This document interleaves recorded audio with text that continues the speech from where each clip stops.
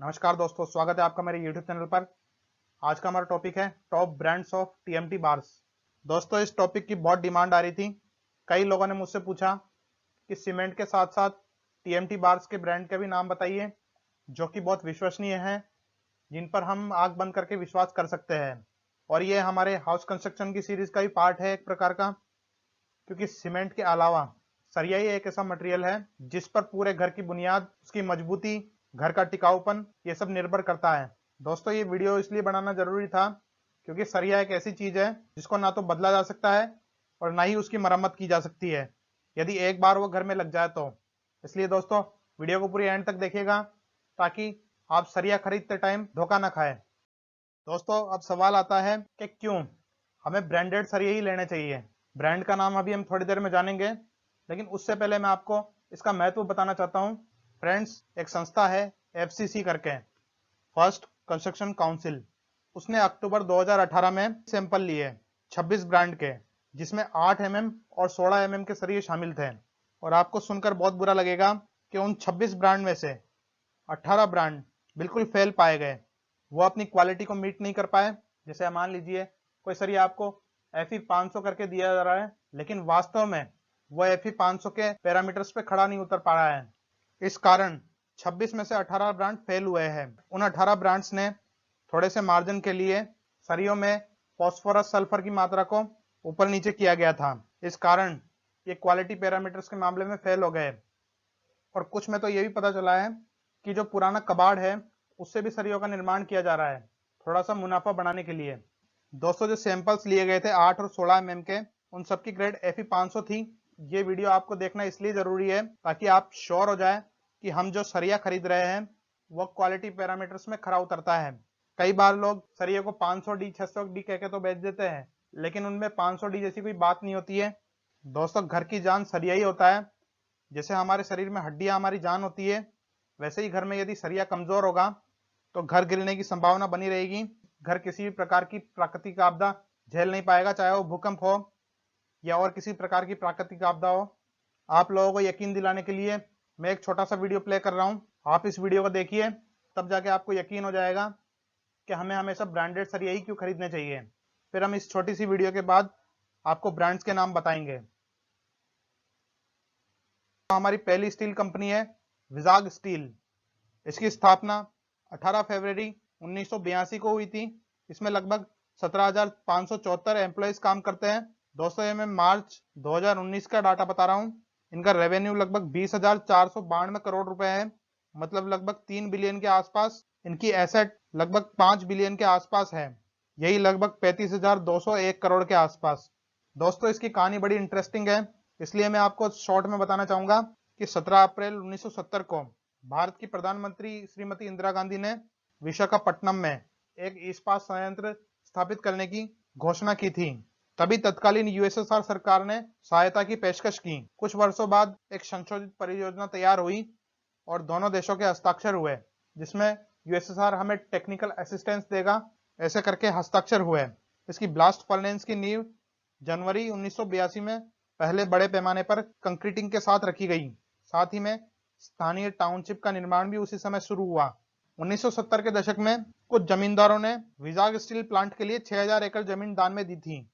Vizag steel plant एकमात्र भारतीय तट आधारित इस्पात संयंत्र है और यह 33,000 एकड़ में फैला हुआ है और एक ही परिसर में 20 मीट्रिक टन उत्पादन करने के लिए विस्तारित करने की ओर अग्रसर है। दोस्तों, ये गवर्नमेंट कंपनी है और ये गवर्नमेंट का एक बहुत बड़ा प्रॉफिटेबल वेंचर है। गवर्नमेंट ने इससे बहुत प्रॉफिट कमाया है और इसने अपनी क्वालिटी के झंडे पूरे दुनिया में गाड़े हैं। इसकी जो क्वालिटी है वो वर्ल्ड लेवल की क्वालिटी है, इसलिए हमने इसे नंबर 1 पर रखा है। आप इसे आंख बंद करके कहीं भी लगा सकते हैं। दोस्तों, हमारा अगला ब्रांड है JSW स्टील। दोस्तों, JSW steel limited Mumbai Maharashtra में स्थित एक भारतीय इस्पात बनाने वाली कंपनी है। यह JSW ग्रुप की एक सहायक कंपनी है। यह 140 से भी ज्यादा देशों में काम करती है। इस्पात स्टील के विलय के बाद JSW स्टील भारत की दूसरे सबसे बड़ी प्राइवेट सेक्टर कंपनी बन गई थी स्टील उत्पादन के मामले में। इसकी स्थापना 1982 में हुई। इसके हेडक्वार्टर मुंबई में है। इसके भारत में लगभग 6 स्टील प्लांट है।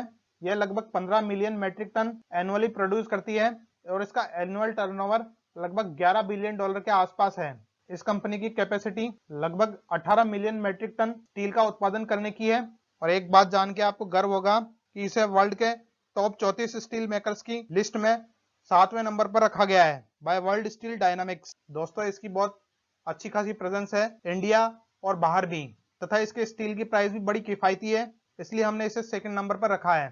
थोड़े से और फैक्ट बता देता हूँ इसके बारे में जल्दी जल्दी। इसकी शुरुआत 1982 में एक सिंगल प्लांट के साथ हुई थी। यह लीडिंग मैन्युफैक्चरर है वैल्यू एडेड और हाई ग्रेड स्टील प्रोडक्ट के हिसाब से। इसके प्लांट कर्नाटका, तमिलनाडु और महाराष्ट्र में है।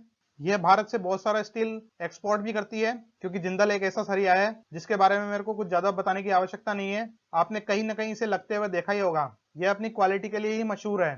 दोस्तों हमारा अगला ब्रांड है टाटा टिस्कॉन। दोस्तों ये इंडिया की ही नहीं बल्कि एशिया की सबसे पुरानी कंपनी है, जिसे 1907 में टाटा ग्रुप द्वारा खोला गया था। यह एक प्रकार का अंतरराष्ट्रीय ब्रांड है जो कि एक इंडियन है। इस बात पर हमें गर्व होना चाहिए कि ये इंडिया में तो नंबर 1 है ही स्टील मैन्युफैक्चरिंग के मामले में, यह यूरोप में भी सेकंड नंबर पर है। जी हाँ, यूरोप में इसने सेकंड रैंक हासिल करी है स्टील प्रोड्यूसिंग के मामले में। इसे दोराबजी टाटा द्वारा स्थापित किया गया था। इसके हेडक्वार्टर मुंबई में है। इसका एनुअल टर्नओवर लगभग $20 बिलियन के आसपास है और यह लगभग 30 मिलियन टन एनुअली प्रोड्यूस करता है।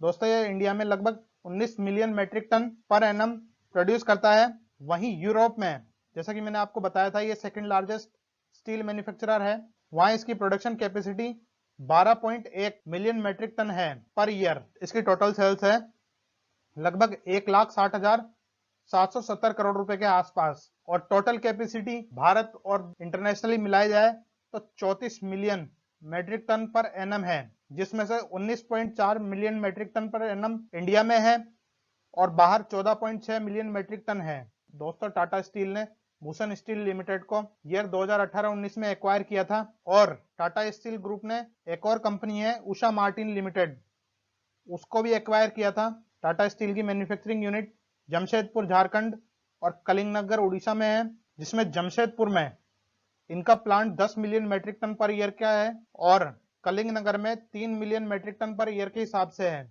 जिसे अब 5 मिलियन मेट्रिक टन और बढ़ाकर 8 million metric ton per annum कर देने का टाटा का प्रयास है। इसके लिए उन्होंने एक एक्सपेंशन प्रोजेक्ट भी लॉन्च कर रखा है। दोस्तों इस कंपनी की पावर आप इससे समझ सकते हैं कि जब टाटा ने अपना ब्रिटेन का प्लांट लॉस के चलते बंद करने का निर्णय लिया था, तब ब्रिटेन के प्रधानमंत्री को एक इमरजेंसी मीटिंग बुलानी पड़ गई थी। तो आप इसका असर सोच सकते हैं कि कितना बड़ा होगा ब्रिटेन की इकोनॉमी पर, कि ब्रिटेन के प्रधानमंत्री को, जो कि कहीं छुट्टियों पे गए थे, उन्हें इमरजेंसी मीटिंग बुलानी पड़ गई थी और टाटा से रिक्वेस्ट करनी पड़ गई थी कि आप थोड़े दिन और इसको ना बेचें जब तक इसका कोई अच्छा बायर ना मिल जाए। हालांकि फिर ये किसी इंडियन आदमी नहीं खरीदी, ये मैं ब्रिटेन की बात बता रहा हूँ दोस्तों, पूरे दुनिया की नहीं, तो इसको पूरी दुनिया से कंफ्यूज मत कर लेना कि पूरी दुनिया में टाटा स्टील बिक चुका है।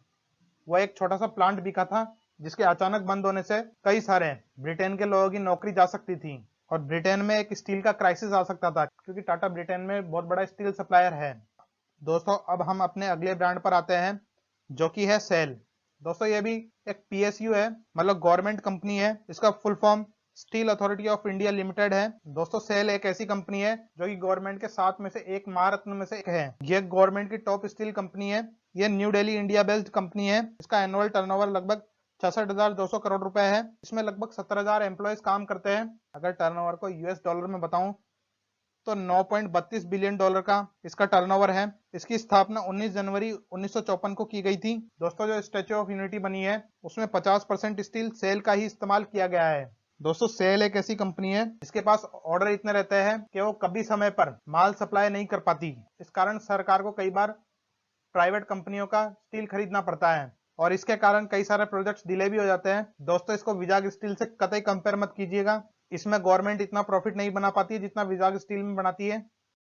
दोस्तों अब अगले ब्रांड पर आते हैं, जो कि है जिंदल पैंथर। दोस्तों इसकी एनुअल प्रोडक्शन कैपेसिटी लगभग 3 मिलियन मेट्रिक टन के आसपास है और इसका टर्नओवर लगभग $3 बिलियन के आसपास है। ये one of the leading private steel manufacturing unit है इन इंडिया। इसके बहुत सारे स्टील प्लांट्स हैं इंडिया में और इसकी स्थापना 1952 में हुई थी ओपी जिंदल द्वारा। इसके हेडक्वार्टर नई दिल्ली इंडिया में है। दोस्तों ये one of the most respected brand है और इसे बनाने की प्रोसेस में कुछ एडवांस टेक्नोलॉजी का भी उपयोग किया जाता है, जैसे HYQST। दोस्तों इसके अपने डीलर्स के साथ बड़े अच्छे रिलेशन है, इस कारण इनका बिजनेस बड़ी तेजी से फैल रहा है। जिंदल पैंथर एक ऐसा सरिया है जो Fe 550D TMT rebar grade offer करता है, जो कि 32% ज्यादा मजबूत होता है एक साधारण स्टील के मुकाबले। इसे भी मैंने बहुत उपयोग किया है फ्रेंड्स, आप इसके साथ भी जा सकते हैं। हमारा अगला ब्रांड है SR TMT। दोस्तों अभी कुछ समय पहले इसे आर्सेलर मित्तल ने एक्वायर किया है, जो कि लक्ष्मी मित्तल की कंपनी है। और लक्ष्मी मित्तल का नाम सुनकर ही आप समझ गए होंगे कि क्वालिटी के बारे में तो पूछने की आवश्यकता ही नहीं है। इसकी स्थापना 52 साल पहले 1969 में हुई थी। आप इस पर भी जा सकते हैं। दोस्तों अब हम अपने अगले ब्रांड पर आते हैं, जिसका नाम है इलेक्ट्रो स्टील लिमिटेड। दोस्तों ये कलकत्ता बेस्ड कंपनी है। दोस्तों वैसे तो ये सीवेज सिस्टम और आयरन के पाइप के लिए जानी जाती है। ये इंडियन सब कॉन्टिनेंट में लार्जेस्ट मैन्युफैक्चरर है डक्टाइल आयरन पाइप्स की। ये टीएमटी सरियों का भी निर्माण करती है। इसकी स्थापना 26 नवंबर 1955 को हुई थी और यह भी one of the best quality के सरिये बनाती है। तो चलिए दोस्तों अब हम अपने अगले ब्रांड पर चलते हैं, जिसका नाम है वीजा स्टील। इसकी स्थापना 1996 में हुई थी। वीजा स्टील का वैल्यू एडिशन प्लांट कलिंग नगर में भी स्थित है। दोस्तों ये कंपनी ओडिशा सरकार के साथ एक एमओयू साइन करके बनाई गई है, मतलब एक प्रकार से स्टेट गवर्नमेंट द्वारा भी स्पॉन्सर्ड है। इसका रजिस्टर्ड ऑफिस भुवनेश्वर में है, कॉर्पोरेट ऑफिस कोलकाता में है। इसके जो डायरेक्टर्स हैं वह बहुत ही ज्यादा रेपुटेड, एक्सपीरियंस और प्रोफेशनल है। और जो इसके प्रमोटर्स और मैनेजमेंट टीम है उनका स्ट्रॉन्ग ट्रैक रिकॉर्ड है बिजनेस इंडस्ट्री में। इसके शेयर्स भी ट्रेड किए जाते हैं एनएसई और बीएसई में। इसकी क्वालिटी भी one of the best quality है, आप चाहे तो इसे भी खरीद सकते हैं। दोस्तों मैं जानता हूं कई लोग कहेंगे कि इनमें से ये कंपनी नंबर 1 होनी चाहिए थी, या ये कंपनी नंबर 1 होनी चाहिए थी, या ये कंपनी नंबर 1 होनी चाहिए थी।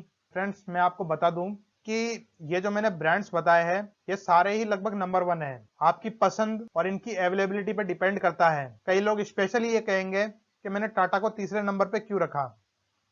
तो दोस्तों उसका एक कारण है जो कि मैं आपको बता दूं कि टाटा के सरिये आप जब भी लेने जाओगे आपको हमेशा महंगे मिलेंगे। 10 से 12 हजार रुपए पर टन के हिसाब से आपको महंगे ही पड़ेंगे, और फिर लोकेशन पर भी डिपेंड करता है।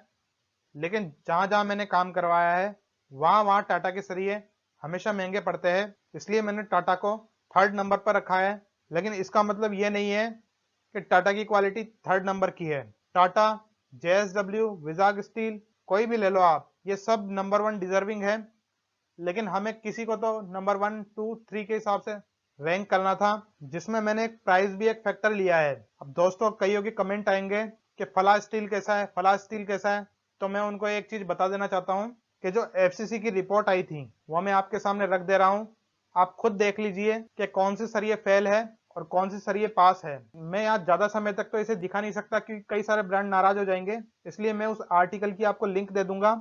और यदि आप हिंदी आर्टिकल पढ़ना चाहते हैं तो मैं दैनिक भास्कर की लिंक दे दूंगा। मैंने जो आपको लिस्ट बताई है आप उस लिस्ट में देख लीजिए कि कौन कौन से ब्रांड क्वालिटी के मामले में खरे नहीं उतर रहे हैं, क्योंकि मेरा खुद उनका नाम लेना अच्छा नहीं रहेगा। इसलिए आप वीडियो को पॉज करके जूम करके पढ़ सकते हैं, या फिर आप जो डिस्क्रिप्शन में लिंक दिया गया है वहां जाकर इन कंपनीज के नाम पढ़ सकते हैं। फ्रेंड्स मेरी आपको हमेशा सलाह रहेगी कि ब्रांडेड सरिया ही लगाएं, लोकल सरिये से हमेशा दूर रहें। अगर वीडियो पसंद आई हो तो वीडियो को लाइक करें। अगर आपने मेरा चैनल अभी तक सब्सक्राइब नहीं किया है तो कृपया मेरे चैनल को सब्सक्राइब करें और पास वाला बेल आइकन भी दबा दें ताकि मेरे आने वाली वीडियो की हर नोटिफिकेशन आपको मिल सके। और अगर आपको ये लगता है कि ये जानकारी किसी के काम आ सकती है तो कृपया ये उसे शेयर करें। फेसबुक, इंस्टाग्राम, टेलीग्राम, व्हाट्सएप हर जगह इसको शेयर करें। तो दोस्तों मिलते हैं आपसे अपनी नेक्स्ट वीडियो में, तब तक के लिए जय हिंद, वंदे मातरम।